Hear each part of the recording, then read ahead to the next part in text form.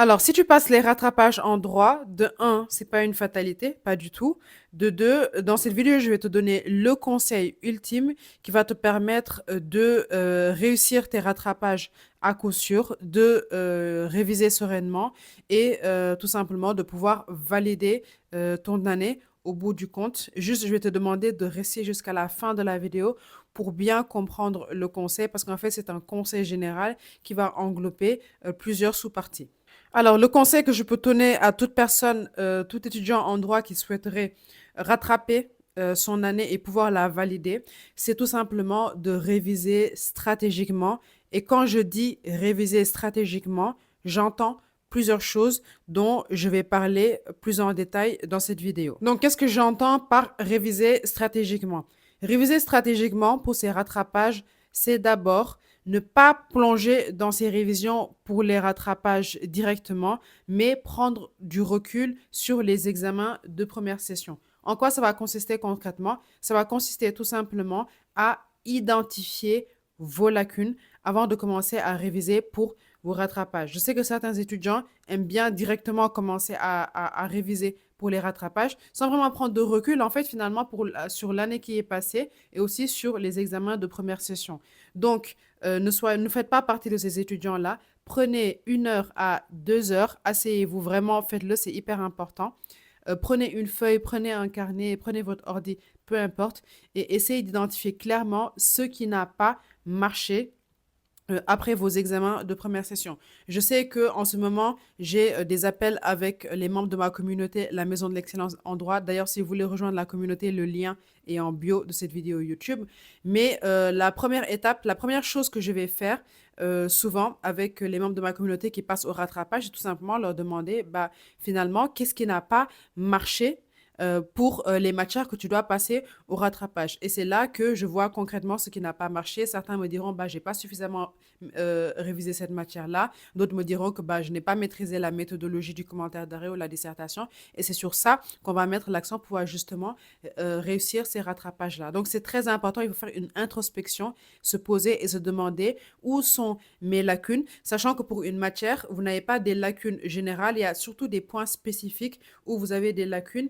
Et souvent, vous allez vous rendre compte que peut-être qu'il y a un chapitre qui a fait défaut, il y a une séance en particulier du cours qui a fait défaut. C'est peut-être la méthodologie du cas pratique qui n'a pas été maîtrisée. Donc, c'est hyper important de commencer par ça. Posez-vous 1 heure, 2 heures et vraiment prenez le temps de faire une introspection pour voir les lacunes, pour voir ce qui n'a pas marché lors des examens de première session. Qu'est-ce que j'appelle aussi réviser stratégiquement? Ce sera en fait réviser en fonction de ces lacunes qu'on aura identifiées lors de la première étape. Parce que oui, c'est bien d'identifier ces lacunes, mais ensuite, qu'est-ce qu'on va en faire de ces lacunes-là? Ben, en fait, ces lacunes, il faut les combler, il faut essayer de les effacer. C'est-à-dire que au lieu tout simplement de mettre l'accent sur le fait de réviser à nouveau l'entièreté d'un cours, imaginons que vous devriez passer le droit pénal, au lieu de mettre l'accent sur le fait d'apprendre à nouveau, de réviser à nouveau l'ensemble de ce cours de droit pénal, ce que vous devriez faire, c'est vraiment passer très rapidement sur les choses, vous savez que vous avez bien maîtrisées, et plutôt de mettre l'accent sur les lacunes que vous avez eues par rapport à ces matières-là. Et je le répète, ces lacunes, ça peut être soit un chapitre en particulier, une notion en particulier, une séance en particulier, mais ça peut être aussi la méthodologie d'un exercice en particulier. Et en fait, lorsque vous aurez identifié ces lacunes-là, il faudra que vous vous disiez, bah, en fait, lors de mes révisions pour les rattrapages, c'est sur ces lacunes-là que je vais mettre l'accent. Surtout qu'en en fait, on n'utilise pas le mot rattrapage à la fac de droit comme ça. Ce n'est pas un terme qui est voilà, théorique, il y a vraiment une dimension pratique. Rattrapage, ça veut dire en fait, on va rattraper. Qu'est-ce qu'on va rattraper? On a rattrapé ce qu'on n'a pas maîtrisé pour les examens de première session. Donc, c'est très important de savoir ça. Et surtout, ce qui est bien aussi avec le fait d'avoir cette logique-là, de travailler en fonction de ces lacunes pour les rattrapages, c'est que finalement, en fait, vous allez tout simplement gagner du temps. Parce que si vous voulez repasser, perdre du temps encore à réviser une énième fois un cours où peut-être vous maîtrisez peut-être 50% de ces éléments, En fait, vous n'avez pas besoin finalement de mettre l'accent sur 100% du cours. Mettez l'accent sur les 10, 20, 30% qui sont en fait défaillants dans votre apprentissage.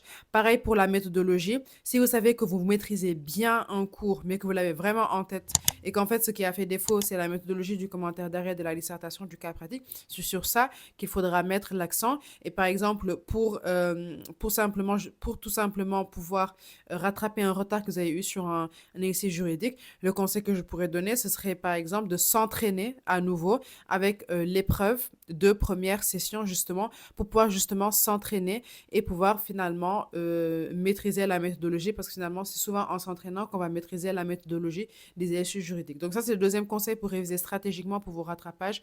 Mettez l'accent sur vos lacunes. Ne perdez pas du temps à réviser les choses que vous connaissez déjà. Enfin, réviser stratégiquement, les gars, c'est quoi? C'est également organiser ses révisions, notamment son planning de révision en fonction tout simplement de ce que vous devez réaliser comme travail. C'est-à-dire qu'il est hors de question que vous commenciez à réviser pour vos rattrapages sans avoir un plan qui est prédéfini. Je sais que parfois les rattrapages, les matières, on les passe en décalé, c'est-à-dire que vous aurez peut-être 3 matières à passer peut-être d'ici le 15 juin et peut-être vous en aurez 3 autres à passer d'ici le 30 juin. Donc, il faudra vraiment être stratégique et prioriser et faire en sorte que tout simplement, d'ici la date de vos rattrapages, vous ayez le temps de tout revoir. Et pour ceci, il faut absolument que vous ayez en tête le nombre de jours qui vous reste à réviser. Il faut aussi que vous ayez en tête le nombre de pages, par exemple, que vous ayez à réviser ou le nombre de séances de chapitres que vous ayez à réviser. Et ensuite, vous allez juste prendre le nombre de pages, le nombre de séances, le nombre de chapitres que vous avez à réviser et le diviser par le nombre de jours qui vous reste à réviser. Donc, c'est très important aussi d'avoir un planning qui va vous aider tout simplement, qui va vous donner une trajectoire et qui va vous aider tout simplement à arriver à maîtriser l'essentiel de votre cours pour ces rattrapages-là. Enfin, réviser stratégiquement pour ces rattrapages, c'est aussi se forcer à refaire les épreuves de première session. Ça, c'est très important. Pour moi, ça va de soi, mais je sais que beaucoup d'étudiants ne le font pas. En fait, les gars, lorsque vous aurez appris votre cours, lorsque vous pensez que vous avez maîtrisé le cours et la méthodologie, il faut absolument, et pour moi, ça c'est presque une obligation, il faut que vous refassiez les épreuves de la première session. Il y a uniquement un cas où c'est pas forcément la peine de refaire ces épreuves-là. C'est lorsque, par exemple, pour la première session en droit pénal, vous aviez peut-être un cas pratique et que pour la seconde session, le prof vous dit, non, ce sera un QCM ou des questions de cours. Là, effectivement, dans ce cas, vous n'avez pas besoin forcément de refaire le commentaire d'arrêt que vous aviez en première session. Mais sinon, pour les examens qui se ressemblent, il faut absolument que vous vous forciez à refaire ces épreuves-là parce que ça va vous mettre en fait dans les conditions réelles de l'examen et ça va permettre tout simplement de tester vos connaissances et d'être sûr que vous maîtrisez bien le cours. Donc voilà les gars, ça c'est vraiment le conseil ultime que je pourrais vous donner si vous voulez absolument réussir vos rattrapages.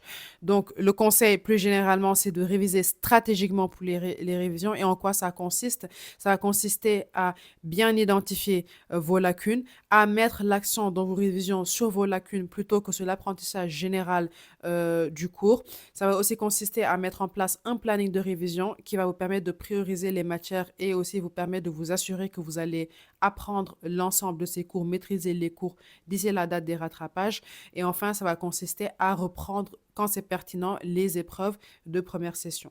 Donc voilà, très important les gars. J'espère que cette vidéo vous aidera. Franchement, et en tout cas, euh, les rattrapages, c'est pas une fatalité en soi, c'est vraiment une seconde chance.